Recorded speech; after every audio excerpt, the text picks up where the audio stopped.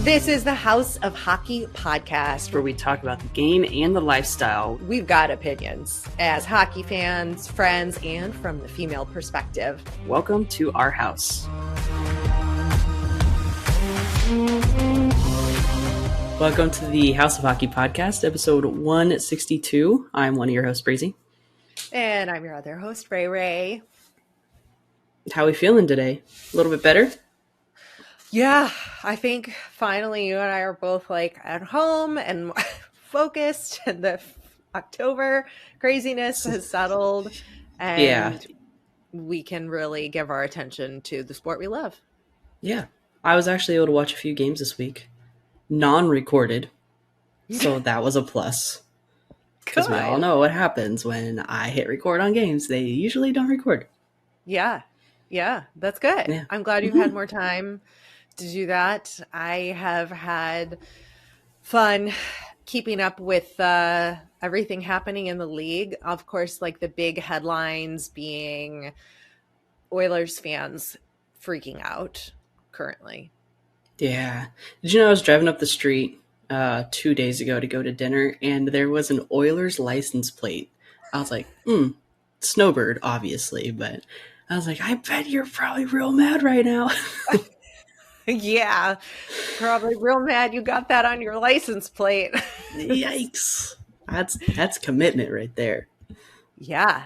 I think the best highlight I've seen, or headline rather, is that we were talking about how the Sharks were like 0-10-1. Yeah. And we were like, who's going to give them their first win? That's going to totally suck. And it was the Oilers.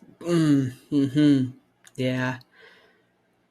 Didn't think, and I don't think anybody thought that would happen. I'm also just really glad it wasn't the Blackhawks who gave the Sharks their first win of the season. It just really goes to show what's happening in Edmonton is they put in a new defensive system, and I think they're having a really difficult time with it. Yeah, obviously, like that's clearly what's happening, and it's like not working, but the organization made a decision to switch to zone coverage, and they never really did like a traditional man-to-man, but this zone coverage is proving to be not the greatest move. And like, how long do you stick with this? And yes, it's early in the season still, but like after how many games, and like, what are we doing at practice?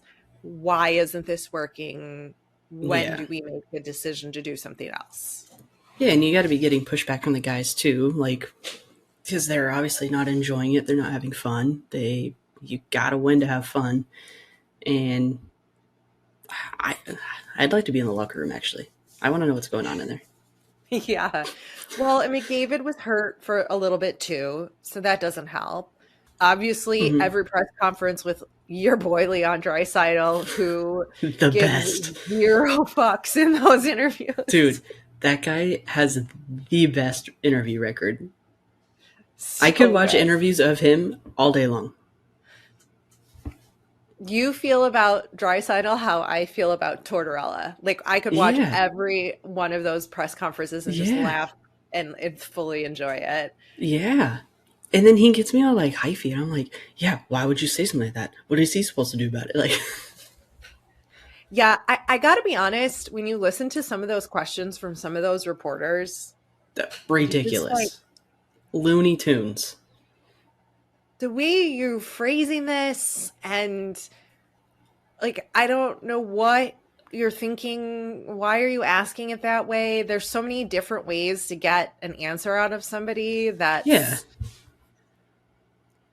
not like, what do you think you could have done better, Leon, in the game? I don't know. I'm sure.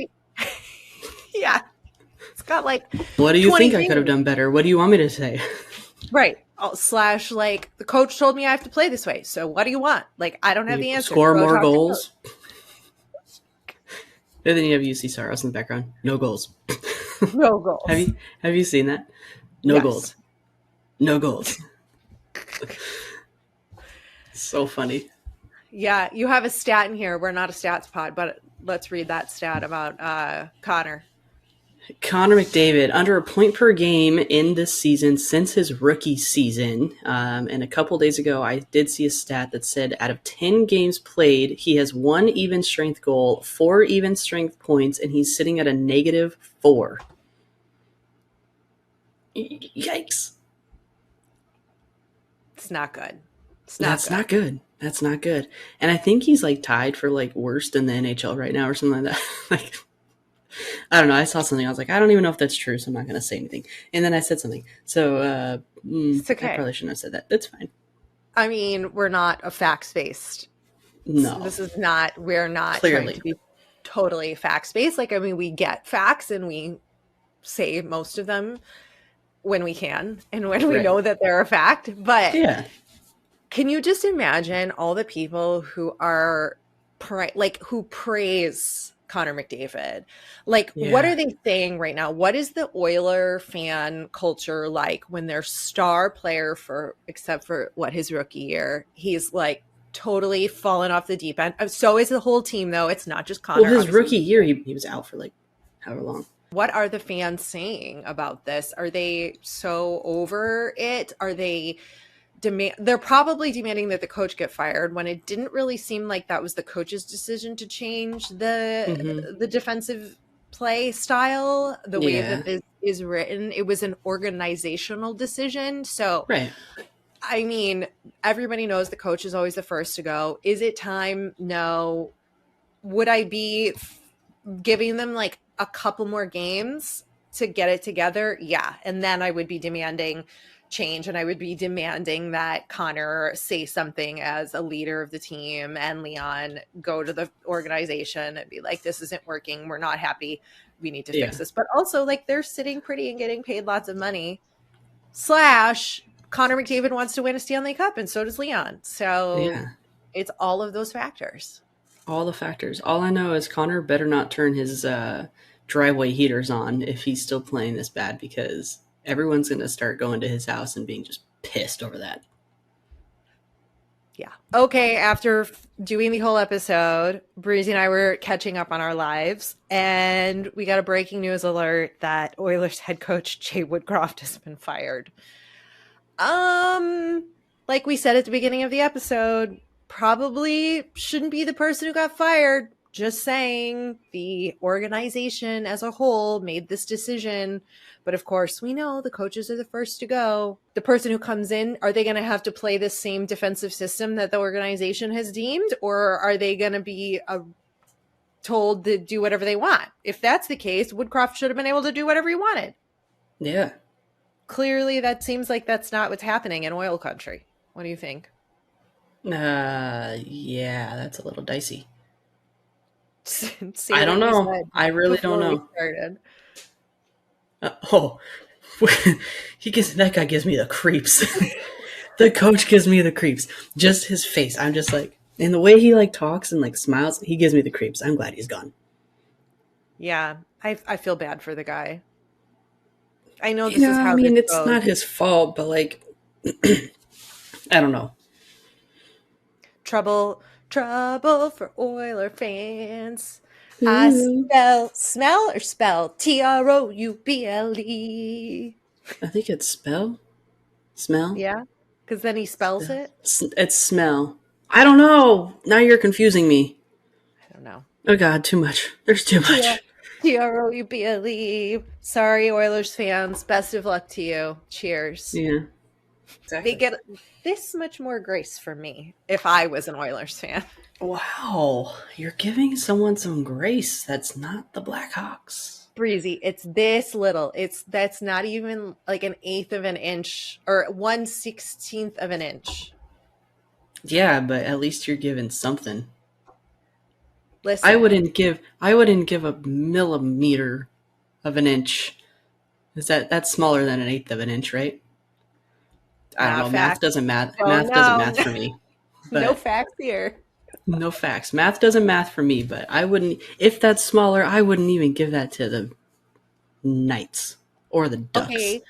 Would you give that to your Kings, who haven't won a game at home yet? Have they won a game at home? I think they won one game at home. But they're struggling at home. They struggle at home. They're good at on the road. I was listening last night and they're like, they should just wear their road jerseys at home. So we're going to blame the jerseys, and we're We're not gonna going to blame the blame that jersey. locker room Superstitions at this point. dance. Yeah. Okay. Yeah. It's none of that. That's not it at all. No, not at all. No. Not at all. No, never. Why would it be that? So you're not giving them a millimeter I of give them hope? a lot more than that. Oh, like a half an inch Yeah, I think they're deserving of a half an inch. of hope to win Of more hope? games at home? Yeah, Okay. they're at Good. home. They got to start getting it together. I'm sure that it's gonna all fall into place. You know, it could be your fault because you haven't gone to a home game yet, Breezy, because you don't live there anymore. Don't even start with me. Don't even get me down that rabbit hole. Okay. We don't need that kind of energy in our life right now. I'm just saying you might need to make a trip home. Like This to your is- old home. This is the first time I'm not saying that I am a jinx, and then now you're gonna throw this at me, and now you're gonna think that I am the problem? Yeah. I thought we were friends. We are. I'm just being a little honest. That now I'm jinxing by not being there, but then when I am there, I am a jinx. No, you're not. That is What debatable. you think you're a jinx when you're there. I think maybe the jinxiness has switched and you might need to make an appearance to really show your support, unless you don't really support them anymore. I do, but it's just like, I just feel like it's a very far drive. Blah, blah, blah. It's true. okay. I'm gonna go home. My old home. This is my home now. I'm gonna go to my old home soon. Probably go to a game this season. I think you should. I will. What are your plans to go to a game this season? I have zero plans to go to anything this season. It would just be when it happens. I mean, I want to go, but I don't have like anything like set in stone. I feel as if you need to revise that plan. Okay, I can do that. You live really close to Vegas. I know the I tickets are do. expensive, like I more do. expensive than a Kings game. I think I'm I 3 think hours from Phoenix, so you should. I would love to have a full game report from you from Mullet Arena, and really, and I can go visit Raya because Raya is there, and I can go stay with her. So then I got a free place to stay. See, I am going to require an update from you by the end of this month on plans to attend a game. I just love deadlines. My favorite. You know, I gotta just guide you along. It's just a guideline. It's just a guideline. Just I better have an answer because if I don't have an answer, you're gonna expect me to give you an answer, regardless. Just keep giving you shit about it. You're very good at doing that in a very fun way. Okay, good. I mean, I try. You try. I try to make it fun and not so. What's really being said in my head comes out in a very nice way instead of what's actually in my head. I have to work really hard at that sometimes. Oh God. Not you, not like a you. It's not a you thing. Okay. It's like a Rachel thing. In general. In general thing. Yeah. Yeah, it's a Ray thing. I am waiting to purchase tickets because I need to check out my work schedule in February. But the Blackhawks are going to be at MSG, and that is something I really, really, really want to try to make happen this season for me. So I have to wait, though, because I don't know the dates of this potential work trip, and so it'll depend on whether or not I can attend that game. How far is MSG from you? Like New York? 6 hours if there's no traffic driving. So you would drive that? Yeah, I drive into New York all the time when I have work stuff. That's just. I stay with I guess my Sarah. Yeah, you have your Sarah. I have my Sarah. I stay with my Sarah. Yeah, Sarah with an H. Yep. And you're like, no, her last name doesn't start with an H. Never gonna let you live that one down. No.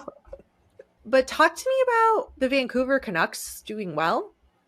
That came out of nowhere. I was like, huh? The Mm-hmm. Canucks? They're doing well. So they're second in the division. Let me pull this up again. Second in the division. They're standing at 21 points as of today, which is Sunday. So they're 4 points behind Vegas and 2 points above the Kings. And the Kings have been doing well, and obviously Vegas is doing well. So I'm like, Quinn Hughes, are you the secret sauce to the Vancouver Canucks? Because you see how happy he is, like on the ice, and Mm-hmm. I mean he's a good captain at this point. I mean he's kind of turning this team around and building up the morale. And I mean it's not only him, obviously, but is Quinn Hughes the secret sauce? Is he the what do they call it? Superior Hugh brother? Oh, he could be. Is he's the only one with a captain, right? He's the Jack only is one that's a not. captain. Jack's not a captain, right? No, he's got the A. And Luke is just a rookie, but Right. Luke's got time. Luke's got a lot of time. I mean, I think he might be the secret sauce. He could be the secret sauce. We love secret sauces. We sure do. We love secret sauces. We love secret sauces happening in Detroit of all places as well. Red And Wings. Detroit.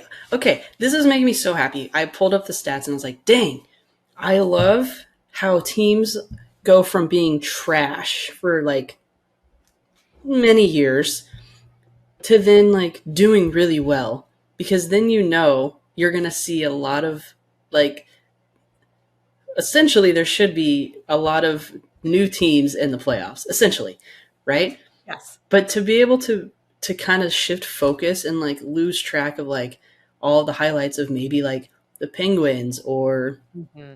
I'm even looking down here. I mean the Preds are real bad, but like the Oilers and the Flames, like Yeah. you have all these teams that are like shifting downward, and then you have like the Canucks and the Red Wings shifting up. It's like now you can kind of switch focus and see, highlight some players on that team and like see what they're doing and what they've done to switch it up. And also like you learn about like the fans, you get to hear more about the team and the atmosphere. So that's what I like about it. So the secret sauce in both of those cities is saucing. It It's is. saucing. Yeah. And I'm Stevie excited. So now I Y. want to pay more attention to them. Yeah, you got Stevie Y at the helm of Detroit working his magic over the last few Yeah. seasons and seeing some results finally. I also am, as a glass half empty kind of gal, it's still way too early in the season to put any sort of, I would not be super excited yet if I was fans with them, but also I haven't been watching the games, so I can't really, their games to be able Yeah. to say whether or not they have legs to get through the season. But I do love when we start to see some of these other teams make an appearance and get to Yeah. watch what they're It's exciting. doing and what's working there, It's so exciting. The other exciting fact thing that I found, again, we're not facts, but here's facts today, guys. Yeah. Pavel Buchnevich and There you Braden go. Shen became just the third combo in St. Louis Blues history to record a hat trick in the same game. Dang. The last time that happened was in 1986. That's insane. That's legit. That's cool. That is very cool. Bravo to them. They're probably my hunks of the week. I'm going with 2 because I just think that is such a cool thing to accomplish. It's hard enough to get 1 hat trick, let alone 2 in a game with the same player, which I just think is really cool. That is really cool. And how about our boy Hank? Henrik Lundqvist inducted not Henrik into the Hockey Hall of Fame as of Monday night. That's exciting. I was like, I thought he already got inducted, but like he was selected, and then it's his actual ceremony that happened Monday night, because this episode's going to come out on Tuesday. So he was in the league for 15 seasons and was selected in his first year of eligibility. He's 6th in the NHL history in wins at 459, 9th in games 887, and 17th in shutouts with 64.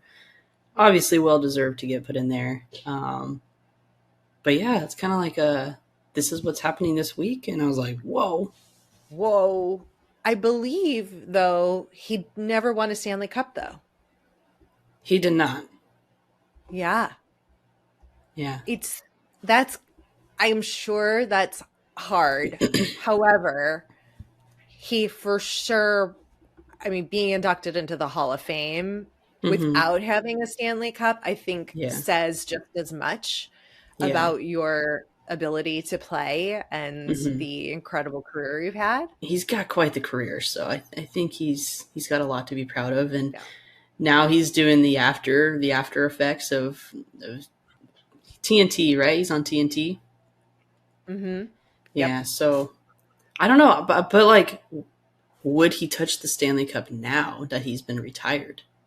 Like, do you touch the Stanley Cup once you retire? Like, because it's not bad juju anymore, right? I guess so. You can. Yeah. Yeah, you probably could. I don't know. I think he's rather superstitious, no? Yeah, I think he is. I mean, but I feel like he should be able to touch it. Yeah, I don't know that I don't know if the Rangers win the cup. For sure. They would have to pull him on the ice so he can hoist it. For sure. 100%. 100%. Not like if like the Red Wings win it, because that just would be pointless. But yeah, if the Rangers won it, for sure, he should touch the cup. We've got women's hockey to talk about. We sure do. We sure do. The Rivalry Series is back. Yeah. That was it'll be over, right, by the time this airs, or no? It might. I'm not sure. I should have looked that up. The marketing. There we go. Those are the words. The marketing for this is so bad that I couldn't. I didn't even know what was happening until Hillary Knight posted that she was at Crypto.com Arena, and I was like, again? And then I was like, well, okay, what's happening now? So then I looked it up. But yeah, Rivalry Series, Team USA versus Team Canada took place at Crypto.com Arena last night, which would have been Saturday night. Team USA won 5-2. When I was there, Team Canada won.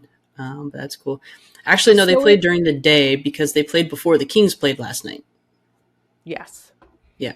So I believe it goes through February. So thanks to teamusa.usahockey.com for that. They are playing in December in Canada. They go to Canada in December and February, and then they end in Minnesota, St. Paul.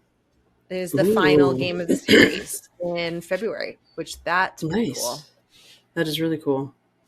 That would be a cool trip. Again, if I could actually make that happen. Like, go see the women in Minnesota. I've never been to Minnesota nor to a Wild game, which, by the way, sorry, sidebar, the Wild acquired Bogosian.